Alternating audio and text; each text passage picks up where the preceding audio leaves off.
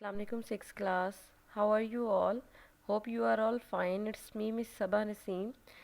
So let's start our today's reading from page number 6. In our previous lecture, we have learned the basic cell structure. Okay? And also we've learned the differences between animal and plant cell. ठीक है, तो hope so कि आपने अच्छे से ये differences भी पढ़े होंगे और सेल स्ट्रक्चर भी आपको अच्छे से जो है वो समझ आ चुका होगा। और मैंने आपको डायग्राम जो थी वो ड्रा करने के लिए दी थी। ठीक है, तो आप सब ने उसकी पिक्चर्स जो है वो मुझे भेजनी है ड्रा करके। So let's start our today's reading from page number 6। Here we have the topic about specialised cell. So what are specialized cell? Multicellular organisms have different type of cells. To help them carry out different functions, they have become specialized. यानी multicellular organisms के अंदर आपने multicellular organisms के बारे में हमने पढ़ा था कि organisms that contain more than one cell, यानी जिनके अंदर एक से ज़्यादा cells होते हैं उनको हम multicellular organisms कहते हैं। ठीक है, तो multicellular organisms के अंदर different types of cells होते हैं जिनसे वो मुख्तलिफ़ किस्म के काम करते हैं और हर सेल के लिए उसका काम जो है वो उसकी स्पेशलिटी बन जाता है, वो ख़ास हो जाता है उसके लिए, उस सेल के लिए। ठीक है, अब कुछ एग्जांपल्स उन्होंने आपको एनिमल सेल की और प्लांट सेल की दी हुई हैं और साथ उनका फंक्शन भी बताया हुआ और आपको डायग्राम भी दिखाई हुई है। ठीक है, सो इनको रीड आउट करते हैं। एनिमल सेल्स में सबसे पहले उन्होंने आपको रेड ब्लड सेल बताए हुए। अब रेड ब्लड सेल का फंक्शन क्या है? They transport oxygen from the lungs to the tissues, यानी ये ऑक्सीजन को फेफड़ों से आपके टिश्यूज़ तक पहुंचाते हैं। Then we have muscle cells. Muscle cells का काम आपको पता है कि move parts of the body by their ability to contract, क्योंकि ये सुकड़ सकते हैं, इनमें सुकड़ने की सलाहियत होती है, तो ये कॉन्ट्रैक्ट करते हैं जब, तो ये डिफरेंट हमारे जो पार्ट्स ऑफ बॉडी हैं वो मूव करते हैं। मसल सेल्स लॉन्ग होते हैं और प्रोटीन फाइबर्स इनके अंदर मौजूद होते हैं। फिर है मोटर नर्व सेल्स। ठीक है, ये कैरी करते हैं मैसेज को अराउंड द बॉडी, यानी आपके जिस्म में ये ब्रेन से जिस्म के दूसरे हिस्सों तक पैगाम जो है वो लेकर जाते हैं। Then we have plant cells. Root hair cell है सबसे पहले। So what is the function of root cell? Root hair cells absorb minerals and water from the soil. ठीक है, ये जो रूट हेयर सेल्स हैं यानी जड़ों के ऊपर जो सेल्स मौजूद होते हैं पौधों की, उनका काम क्या है कि वो जो मादनियात और पानी है उनको ज़मीन से जज्ब करते हैं। The cell has a long extension. अब ये जो सेल्स हैं ना, इनके अंदर यानी इनमें लंबी लंबी कोई एक्सटेंशंस होती हैं, बारीक बारीक। अब वो एक्सटेंशंस क्या हैं? वो रूट हेयर्स हैं दरअसल।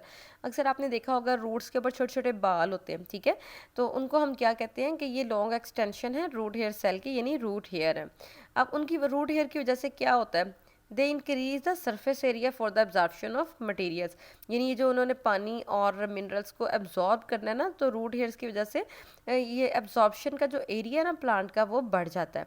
ठीक है, then we have xylem vessels. Xylem जो है वो वाटर कंडक्ट करते हैं इन अ प्लांट बॉडी। ठीक है, transport water and support the plant, यानी इसमें क्या होता है कि ये पौधे के जिसम यानी पौधे की पूरी प्लांट बॉडी में, यानी आपको पता है कि पानी जो है वो सॉइल में से ही पौधे इंटेक करते हैं। ठीक है, तो ये पौधे की जड़ों से लेके बाकी पौधों के तमाम हिस्सों तक पानी को कैरी करते हैं, कंडक्ट करते हैं। ठीक है, देन वी हैव फ्लोएम। अब जो फ्लोएम है ये फूड को कंडक्ट करते हैं, फूड को जो है ना वो खुराक के तमाम हिस्सों तक पहुंचाते हैं। आपको पता है कि फूड जो है वो आप पौधे के लीव्स में प्रिपेयर होती है। ठीक है, तो ये क्या करते हैं कि फूड को लीव से लेके बाकी तमाम डेवलपिंग एरियाज तक पहुंचाते हैं। ठीक है, so on page number 7 we have again the diagram of plant cell and animal cell. So it's your homework class, आपने इसको लेबल करना है अच्छे से और लर्न भी करनी है ये लेबलिंग। ठीक है, then we have the topic of tissues. Cells के बारे में हमने पढ़ा अभी। सेल सबसे पहले हमने पढ़ा कि cell is the basic structural and functional unit of life. ठीक है, सेल क्या है? यानी किसी भी यानी ज़िंदगी का या किसी भी जानदार का जो बेसिक चीज़ जिससे यानी वो जानदार बनता है वो सेल है। ठीक है, तो ग्रुप ऑफ सिमिलर सेल्स, यानी एक जैसे सेल्स का group which are specialised to perform a particular function, जो कि कोई एक ख़ास काम मिलकर करते हैं। ठीक है, उसको हम टिश्यू कहते हैं। यानी एक जैसे सेल्स मिलकर जब कोई एक मखसूस काम सर अंजाम देते हैं तो वो क्या कहलाते हैं? टिश्यूज़ कहलाते हैं। ठीक है, अब नीचे उन्होंने आपको कुछ एनिमल और प्लांट टिश्यूज़ और उनके फंक्शन दिए हुए हैं, उनको भी पढ़ लेते हैं एक दफ़ा। एनिमल टिश्यूज़ में सबसे पहले एपिथेलियल टिश्यूज़। एपिथेलियल टिश्यूज़ का काम होता है कि ये डिफरेंट जो बॉडी ऑर्गन्स हैं आपकी, ये उनकी लाइनिंग करते हैं, यानी उनके कह लें कि लाइन कह लें कि उनकी बाउंड्री के बिल्कुल साथ साथ ये मौजूद होते हैं, उनकी लाइनिंग बनाते हैं, ठीक है।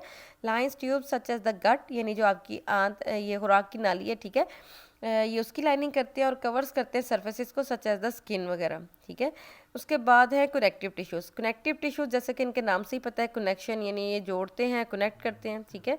Bind and strengthen other tissues such as tendons, यानी टेंडेंस और लिगामेंट्स वगैरह जो आपकी हड्डियों में पाए जाते हैं, ये उनमें मौजूद टिश्यूज़ को दूसरे टिश्यूज़ वगैरह के साथ या मसल्स के साथ जोड़ते हैं।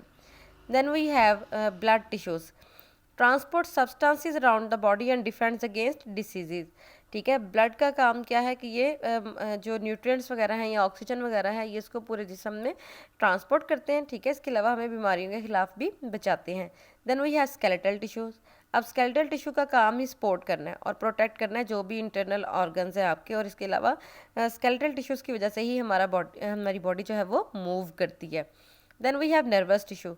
नर्वस टिश्यूज़ का काम क्या है, sets up nerve impulses and transmits them around the body, यानी आपके दिमाग से जितनी भी हिदायत जारी होती हैं वो नर्वस टिश्यूज़ के ज़रिए उनको पूरे जिस्म में भेजा जाता है। मसल टिश्यू ये कंट्रैक्ट करते हैं और बॉडी को मूव करवाते हैं, ठीक है जी क्लास। उसके बाद नेक्स्ट पेज पर है, पेज नंबर 8 पर प्लांट टिश्यूज़ के बारे में, ठीक है। उसमें सबसे पहले एपिडर्मिस है। एपिडर्मिस जो है वो प्रोटेक्ट करता है वाटर लॉस से, यानी पौधों को पानी के ज़ाया होने से बचाती है ये एपिडर्मिस, ठीक है। इसके अलावा पानी को एब्जॉर्ब करती है और आयंस को भी। मेसोफिल सेल्स जो है वो फोटोसिंथेसिस में हेल्प आउट करते हैं। वेस्कुलर टिश्यूज़ जो हैं, जाइलम और फ्लोएम को हम कलेक्टिवली वेस्कुलर बंडल्स कहते हैं, ठीक है। यानी जो जाइलम टिश्यूज़ पानी को कंडक्ट करते हैं और फ्लोएम टिश्यूज़ जो खुराक को कंडक्ट करते हैं, इन दोनों को हम कलेक्टिवली क्या कहते हैं, वेस्कुलर टिश्यूज़ या वेस्कुलर बंडल। फिर है स्ट्रेंथनिंग टिश्यूज़, ये सपोर्ट करते हैं प्लांट को।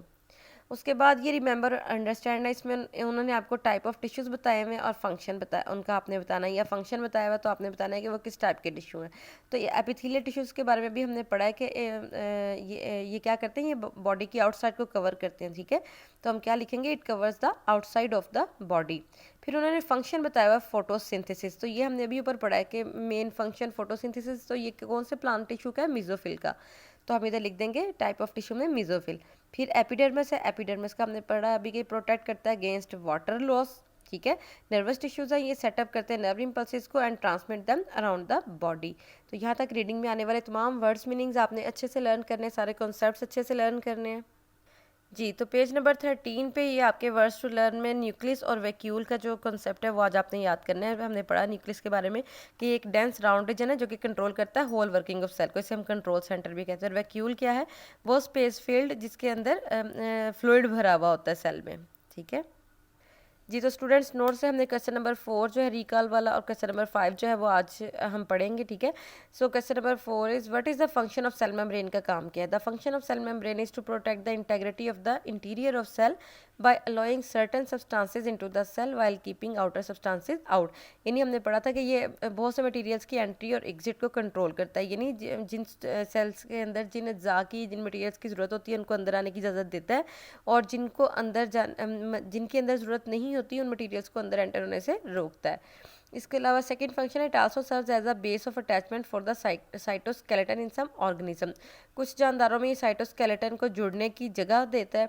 फिर नंबर 3 पे cell membrane also serves to provide support to the cell and help to maintain its shape. ये भी हमने पढ़ा था कि सेल मेम्ब्रेन जो है वो पौधे प्लांट सेल को सपोर्ट भी देती है और उसकी शेप को भी, सेल की शेप को भी बरकरार रखता है, ठीक है। ये it helps in nerve impulse conduction, यानी जो आपके ब्रेन से आने वाली जो भी हदायत हैं, ठीक है, उनको ये कंडक्ट करने में मदद देता है। Then we have question number 5 explain the basic structure of cell. ये सारा क्वेश्चन हमने बड़े डिटेल में पढ़ा था रीडिंग में, ठीक है।